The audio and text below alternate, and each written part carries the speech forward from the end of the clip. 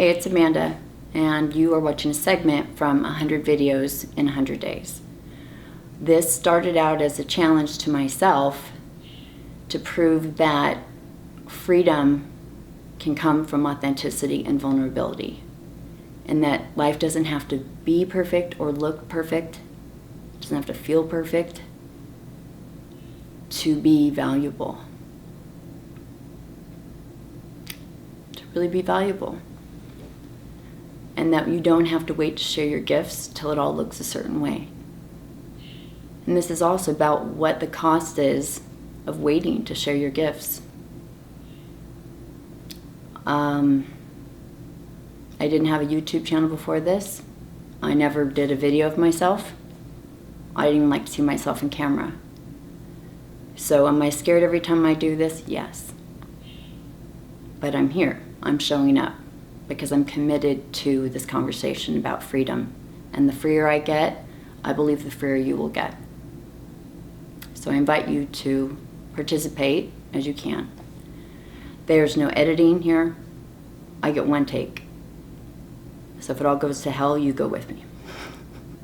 There may be swearing, there may be crying. I may get up and walk around. It's the game. It's authentic and vulnerable. I will look different every day. So it's really the point of it is in life there's no editing, there's no redos. So who are you going to be? How are you going to show up? What would that look like? And what would be possible if you just showed up exactly as you were and let the cards fall? Would that be freeing? It is to me. And if it is to you, I hope you get something out of these. If there's anything that I say that rubs you wrong or feels off, discard it immediately. It's not for you. It's for whoever needs it, and most likely for me. So when this turns off and the next one turns on, I will be sitting here quietly with my eyes closed.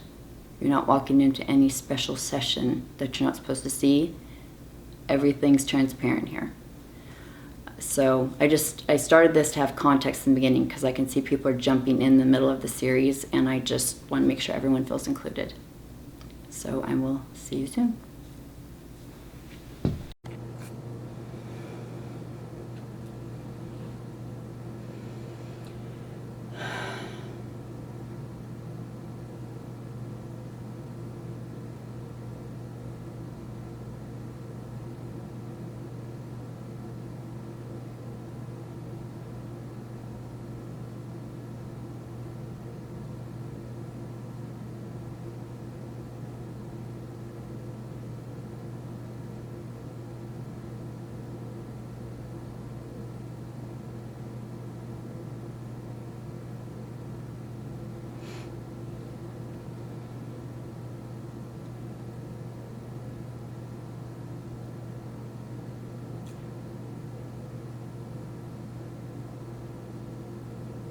In the last 24 hours, I've seen more things about my mind than I have in the last 10 years. Is that true? I have no idea. It feels true. When I got off the video yesterday, and I was talking about should and shouldn't being the switch for the projection, I sat at the computer while I was uploading it, and for whatever reason I started listing should and shouldn't, and any thought that came in said should, I wrote it down, and if it was shouldn't, it was there. And it might have also been you need to, or if you don't, or something along those lines, something that felt like a push. And it can be a good push. It doesn't matter. It's still coming from here. So I was writing them down and was thoroughly entertained.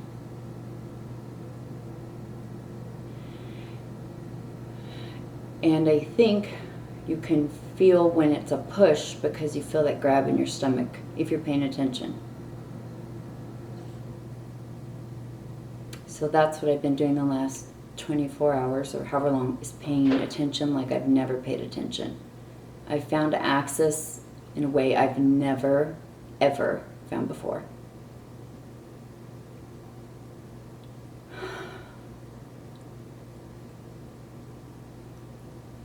It's a way to, I guess for lack of better words, control whether the projection shows up or not. I've never been able to do that. I've been taught, or I've read, witness your thoughts, ignore your thoughts, change your thoughts, change your point of view.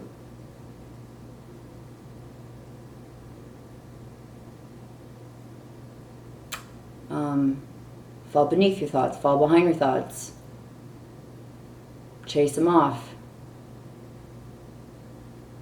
All these ways to combat this enemy.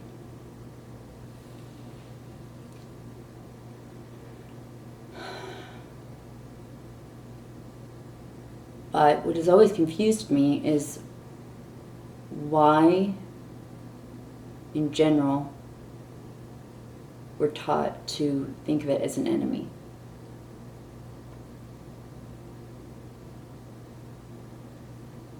In my experience, we don't have enemies.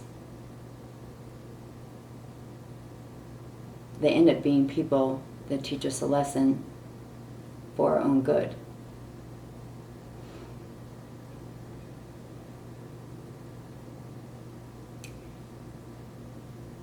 So as I was writing down the list of should and shouldn'ts, I noticed that immediately, okay, so the should or shouldn't would trigger that feeling in my gut. Like, wait, wait a minute, wait, what? What are you saying?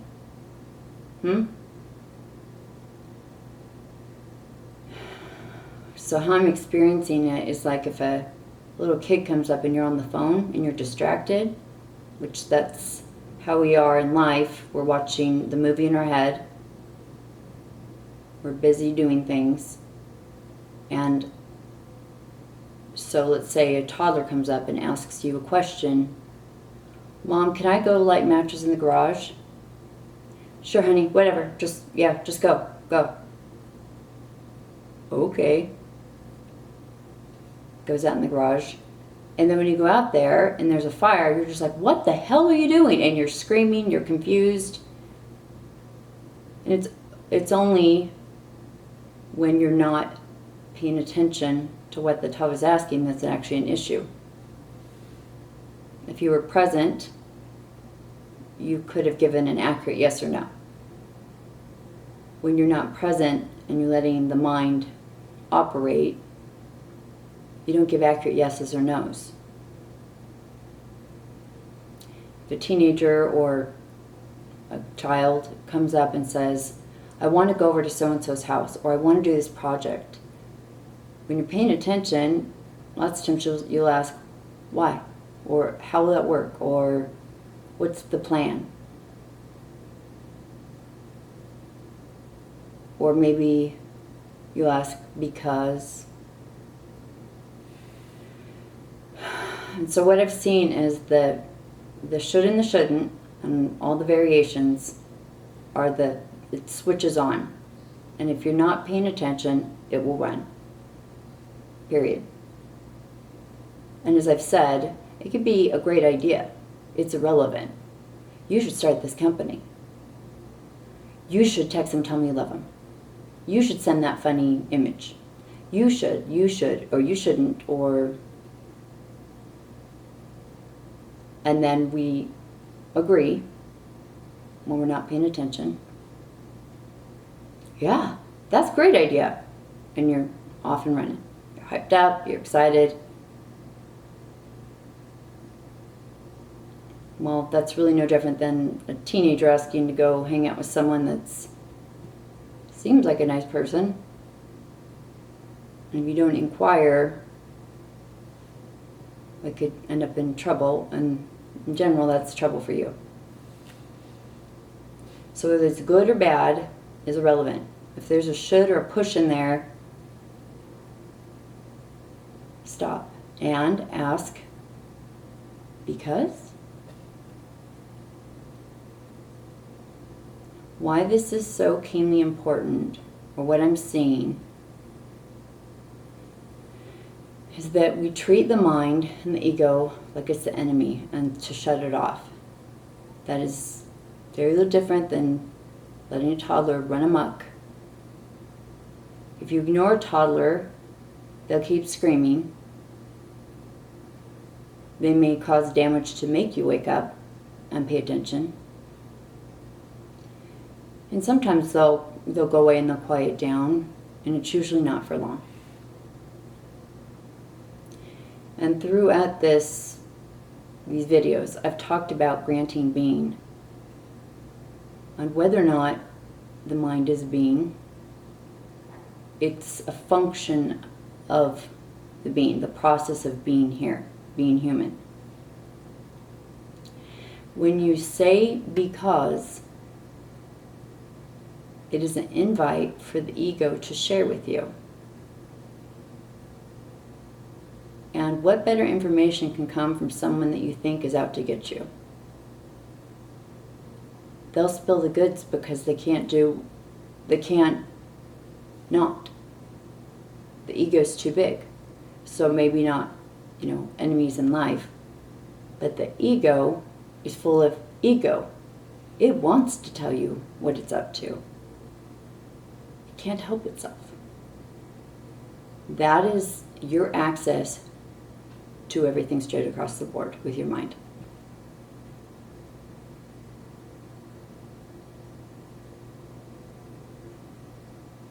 You should try this.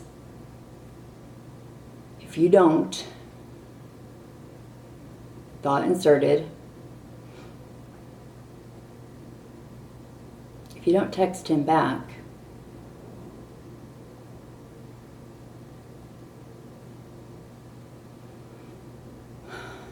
I'm being careful of the words I'm choosing. I'm trying to be very accurate in what I'm experiencing. When we talk as humans, if you use the word because, the ego just stepped in and there's a projection there. I don't think I'm going to find an exception to that. We stayed up testing it last night. And you might say, well, I love you because that's not ego. The ego always has to fill in the blanks. It gives it life. It gives it purpose. It thinks it's keeping you alive and safe. When we tell people, I love you, in general, they'll say, why? And in general, that's their ego wanting to know. Is there anything wrong with that? Nope. But as soon as you say because, you have to start pulling things up from here. Well, because you're so helpful, because you're kind, because you're pretty, because you help me. All valid. But the ego runs off of because that is how it keeps you safe. If you don't give reasons for I love you after you say it, does it get uncomfortable? And if they ask for reasons, does it get uncomfortable?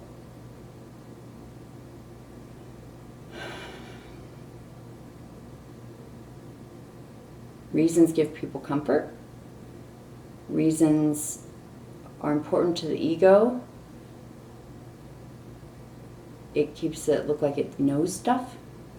It keeps value. That's why it doesn't like to go into the unknown. It can't add reasons and stories in there. It's confusing.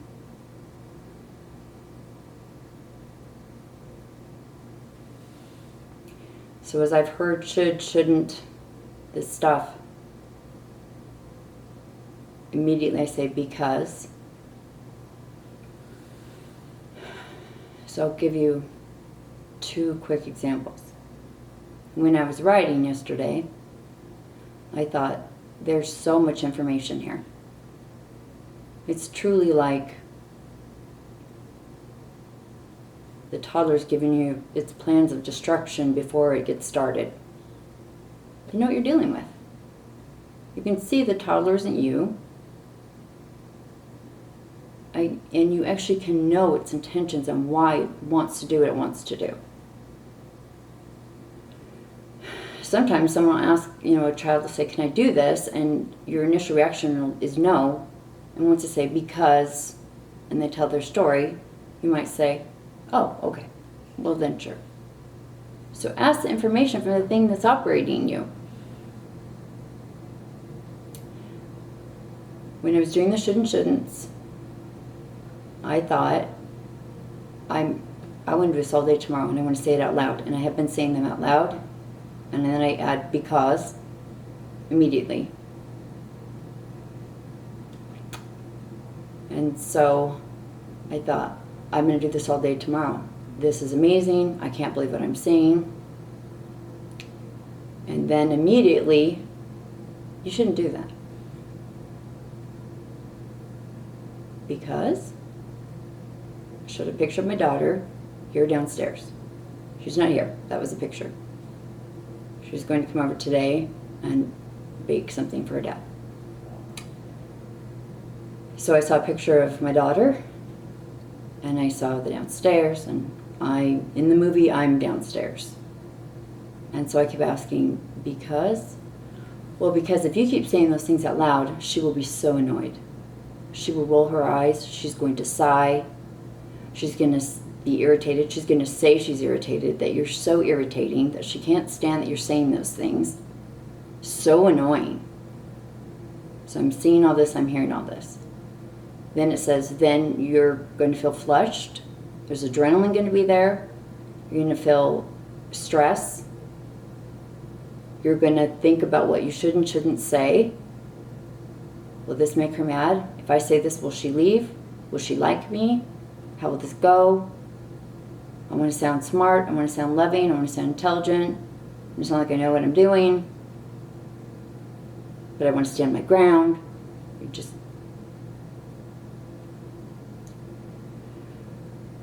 So when I asked because, it showed me the projection before it could take me into it. And then I was at choice.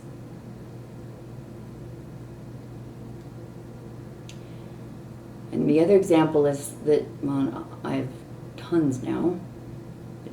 Today I was down cooking, and you should text your brother. You should ask him if he watched that show you told him to. In fact, just send a text that says, please watch it. If you haven't, consider it early birthday gift to me. Picked up my phone. I went, oh, there was a should in there. I should text my brother about the movie and say all that stuff because, well, because it would be funny, and I like to picture him laughing, because then you laugh, and that's fun. Fair enough. Not a bad reason, but I was at choice. And then I said, and does it call to me?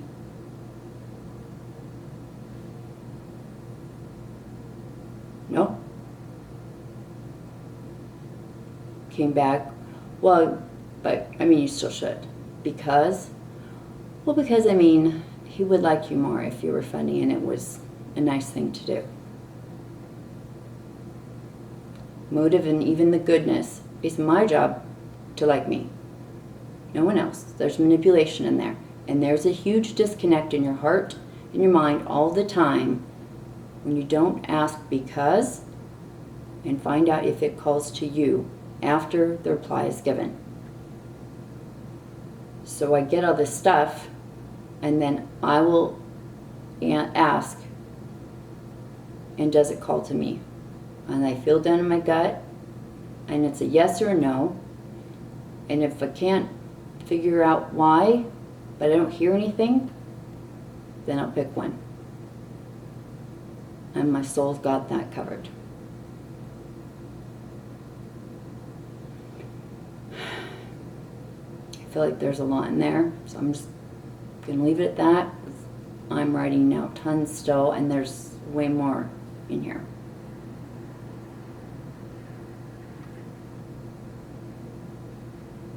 Questioning the good stuff, the acceptable stuff, is just as important. When you're in life and you find yourself in these weird situations, and they come up with the phrase, no good deed goes unpunished, you didn't ask because